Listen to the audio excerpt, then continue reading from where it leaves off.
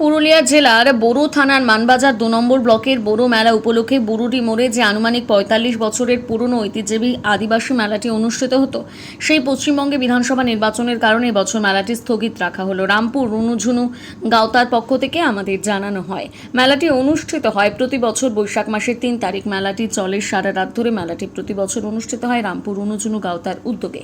এই মেলাতে পশ্চিমবঙ্গ ছাড়া বিহার, আসাম, ওড়িশা, ঝাড়খণ্ড রাজ্য থেকে প্রচুর মানুষ এসে উপস্থিত হয়। মেলাতে রামপুর রুনুঝুনু গাঁওতার সম্পাদক রাজীব মুর্মু সাংবাদিকদের এদিন কি জানিয়েছেন শোনাবো।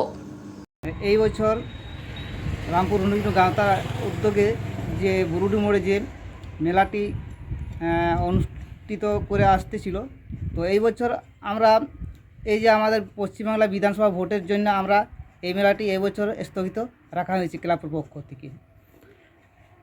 এই মেলাটা কি পরে আরও করা হবে? না না, এই বছর আর ওই মেলাটা এবছর রাখা হবে না। হ্যাঁ, আগামী বছর এই মেলাটি আবার আমরা রুনুঝুনু ক্লাব পক্ষ থেকে আমরা ওই মেলাটি করা হবে।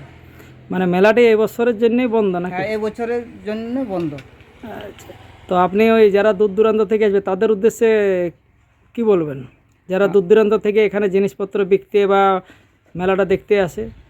হ্যাঁ, এই বছর যারা দূর দূরান্ত থেকে আজকে এই রূপসী বাংলা মিডিয়ার মাধ্যমে সমস্ত আদিবাসী ভাই বোনদের জানিয়ে দেওয়া হচ্ছে, বিহার, বেঙ্গল, আসাম, উড়িষ্যা, ঝাড়খণ্ড সমস্ত রাজ্যের আমাদের আদিবাসী কাস্টের মা, বোন, ভাই সমস্তদেরকে জানিয়ে দেওয়া হচ্ছে যে এই বছর আমাদের পশ্চিমবাংলা বিধানসভা ভোটের কারণের জন্য এই বছর যে বুরুডি মোড়ে যে বাংলা ৩রা বৈশাখ যে মেলাটি হতো, এই বছর ওই মেলাটি আমরা ক্লাবের পক্ষ থেকে আমরা স্থগিত রাখা হয়েছে। আপনার পরিচয়? আমার পরিচয়, আমার নাম রাজীব মুর্মু, আমি রামপুর রুনুঝুনু গাঁওতার সেক্রেটারি।